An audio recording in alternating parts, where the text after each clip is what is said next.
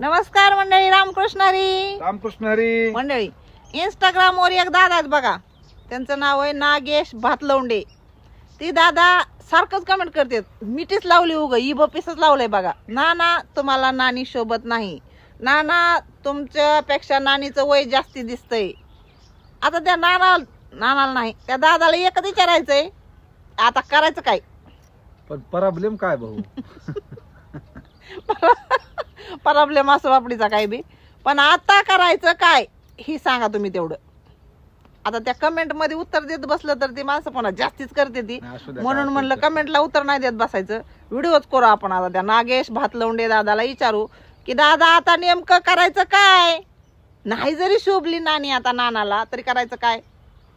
लय मोठा प्रश्न आहे बघा. आता करायचं काय सांगा नाना तुम्ही तरी, काय करायचं? स्टेशनचे जब गाडी छोट जाती है तो 1 2 3.